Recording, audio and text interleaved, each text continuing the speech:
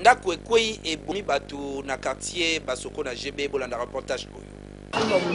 Ki ingénieur ya Kinshasa ebomi mutu bondimela ngai awa toza na quartier basoko na GB na commune ya Ngaliema ndako ya niveau moko ekwei à partir ya ba 4h na batongo bato ba constater que ndeko moko ya Ghanais alalaki na kati akufi sur place. Bourgmestre ya commune ya Ngaliema Clément Diantete na la police bayewana tango baye ko sala enquête baye ko kuta ndeko se akufi ndenge bozali komona bazobimisa na se ya ba brique na mupanzi biloko nyonso ya ndako ebebi na motuka efinikami nyonso likolo ya bitongela mwanza. Ndako oyo eza na sentinité eza na letonté eza na loko moko te mabaya na bitaka ko mabele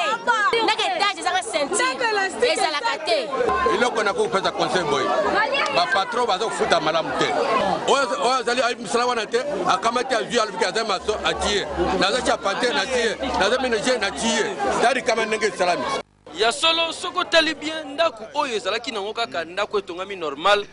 mutu alingi toujours kobakisa niveau au lieu que bato bazali kotonga batalaka nanu likambo ya fondation bango batiaki ka kote kuna te batongi ndako babakisi niveau mosu likolo tala inconvénient sali mutu akufi kaka boya tofele ete ya bino bato bozali kotonga bandako